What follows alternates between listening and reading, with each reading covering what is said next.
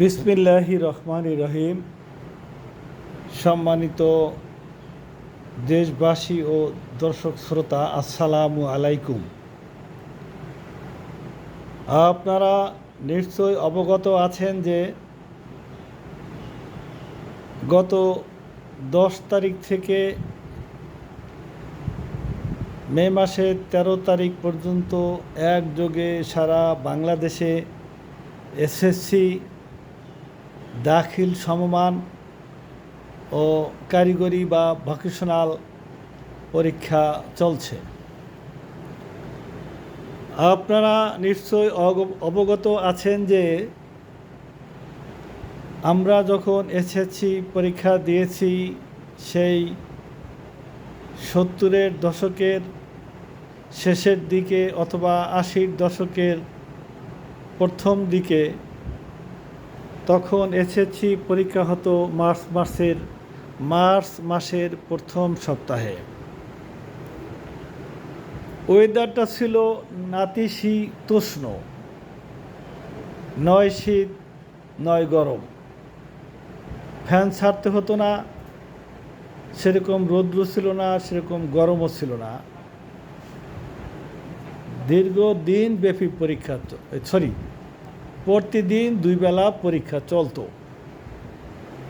প্রতিদিন 2 বেলা পরীক্ষা চলতো, এইটা ছিল একটা অস্বস্তিকর। আরও সবচেয়ে বেশি অস্বস্তিকর ছিল একটা সাবজেক্টে ফেল করলে সব সাবজেক্টগুলো পরীক্ষা দিতে হতো। কিন্তু এখন কত আরামে পরীক্ষা দিচ্ছে। 3 দিন পর 4 দিন পর একটা বিষয়, একটা পেপার, একটা সাবজেক্ট, একটা পেপার, এরকম 1-1.5 মাস ব্যাপী পরীক্ষা চলবে। আপনাদের অবগতির জন্য বলে রাখি যে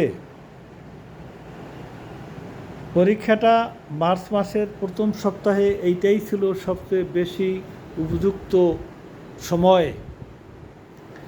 এরপর আস্তে আস্তে সেশন জট দূর করার লক্ষ্যে সরকার দীর্ঘ কয়েক বছর যাবৎ পরীক্ষা নিয়ে আসলো ফেব্রুয়ারির 2 তারিখ থেকে।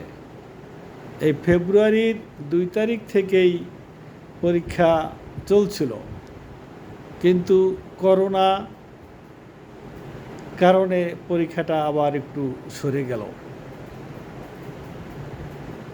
আপনারা নিশ্চয়ই জানেন, করোনার কারণে ইন্টারমিডিয়েট পরীক্ষা না নিয়েই অটো পাস দিয়েছে। এটা জাতির জন্য কি ভালো হয়েছে? সরকার তো পরিস্থিতি বুঝে, পরিস্থিতি অনুযায়ী কাজ করতে বাধ্য হয়েছে। সরকার তো খুশি চিত্তে এটা করে নেই, কিন্তু আমরা অভিভাবক এবং পরীক্ষার্থীরা খুব খুশি হয়েছি। জাতির লেখাপড়া তো ধ্বংস হয়ে যাচ্ছে। এই অটো পাশালারা কি কিছু লেখাপড়া জানে?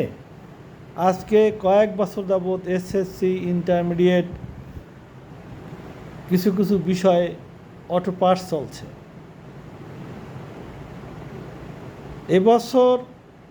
এবছর দেখেন, ইন্টারমিডিয়েট পরীক্ষা চলাকালীন অবস্থায় দেশের গণ অভ্যুত্থান চলল। এই গণ অভ্যুত্থানের ব্যাপারে আমি কোনো মতামত দেব না, এটা সর্বজন স্বীকৃত। সকলেরই সমর্থন ছিল, শুধু পুলিশ এবং সাংবাদিক ছাড়া। এদেশের পুলিশ, সাংবাদিক এবং ফ্যাসিস্ট সরকারের দোসররা বাদে সকলেরই সমর্থন ছিল। যাই হোক, আমি সেই বিতর্কে যাচ্ছি না। 7টা ইন্টারমিডিয়েট পরীক্ষার একাধিকবার ডেট দেওয়া হলো, শেষ পর্যন্ত দেখা গেল যে এসএসসি পরীক্ষার্থী, ইন্টারমিডিয়েট পরীক্ষার্থী তারা আহত অবস্থায় হাসপাতালে আছে। 1 জন থাক বা 2 জন থাক, আছে তো, কথাটা তো মিথ্যা না। ঠিক আছে, এটাকে আমি অজুহাত বললাম না, এটা গ্রহণযোগ্য রিজনেবল কজের কারণে 7টি বিষয় পরীক্ষা না নিয়ে অটো পাস। এটা কি একটা ভালো কাজ হলো? লেখাপড়ার মান কিন্তু পিছিয়ে চলে গেল। এরপরে দীর্ঘ বছর যাবৎ ফেব্রুয়ারির 2 তারিখ থেকে এসএসসি পরীক্ষা, এটারও গ্রহণযোগ্যতা ছিল, কিছুটা শীত, গরম তো না, ফ্যান লাগতো না, বৃষ্টি বাদলের সম্ভাবনা ছিল না।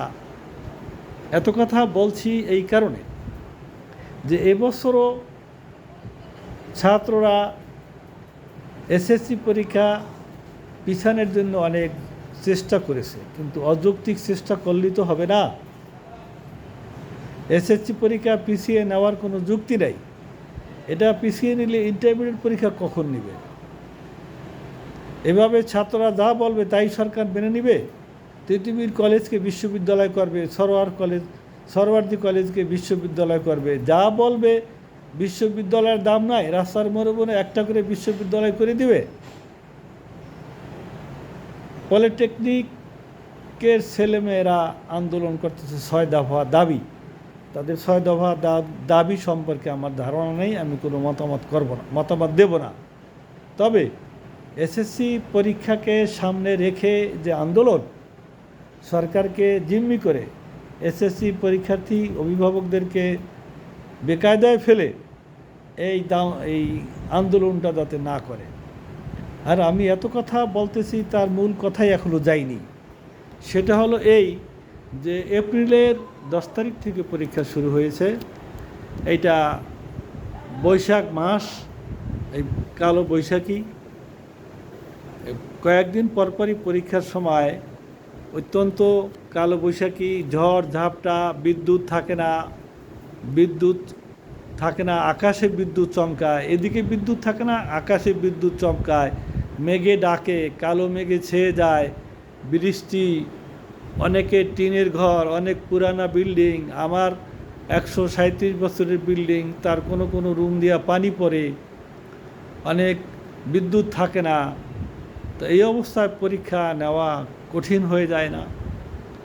বৃষ্টির পানি পড়ে, তারপরে বিদ্যুৎ থাকে না, অন্ধকার হয়ে যায়, বৃষ্টির ভিতরে ছেলেমেয়েরা আসতে পারে না, যেতে পারে না। তারপরে মোমবাতি দেই, সেই মোমবাতি বাতাসে ফেলে দেয়, মোমবাতি নিভে যায়, কঠিন অবস্থা। এই অবস্থা চলছে। আজকে সেই 8:30 থেকে 9টা পর্যন্ত, 8:30 থেকে 9টা পর্যন্ত প্রায় 40-45 মিনিট বৃষ্টি। এই বৃষ্টির ভিতরে বৃষ্টি উপেক্ষা করে থানা গিয়ে, টেরেজারিতে গিয়ে অত্যন্ত কড়া প্রহরার মাধ্যমে প্রশ্নপত্র নিয়ে আসছি কোনো মতে। কিন্তু ছেলেমেয়েরা কীভাবে পরীক্ষার হলে আসবে? আল্লাহর কাছে বলছিলাম, আল্লাহ তুমি 9টা থেকে শুরু করে যদি 10টা পর্যন্ত বৃষ্টি হয়, ছেলেমেয়েরা কী করে আসবে? তুমি বৃষ্টিটা থামিয়ে দাও। আল্লাহ পাকের মেহেরবানি, আল্লাহ শুনছে, 9টার আগেই বৃষ্টি থেমে গেছে, ছেলেমেয়েরা আসতে পেরেছে। তো এরকম কয়দিন আল্লাহ পাক শুনবে? আমার কথা হলো এই যে ছেলেদের আন্দোলন, ছেলেরা যা ইচ্ছা তাই দাবি করবে। পরীক্ষা নেওয়ার সময় তো ফেব্রুয়ারি 2 তারিখ বা মার্চের প্রথম সপ্তাহে এটাই সঠিক ছিল। এখন এপ্রিলে আসলো, আগামী বছর আবার মেতে, তারপরে জুনে বৃষ্টির সিজন, বৃষ্টির ভিতরে ছেলেমেয়েরা আসতে পারে না, আমরা সঠিক টাইমে কোশ্চেন ভেন্যুতে পৌঁছাইতে পারি না, মোমবাতিতে কাজ হয় না। আবার প্রশাসন থেকে বলে দেয় ছেলে মেয়েদেরকে চার্জার লাইট নিয়ে আসতে। এই কথা তো বলা যাবে না। কোনো ছেলে মেয়েদেরকে আমার দায়িত্বে বাসা থেকে কিছু আনতে বলা যাবে না। ওরা যদি চার্জার লাইটের মতো কোনো লাইট এনে পরীক্ষা দেয়, আমাদের আপত্তি নেই, কিন্তু আমরা বললে আমাদের দেশে সাংবাদিকের অভাব নাই।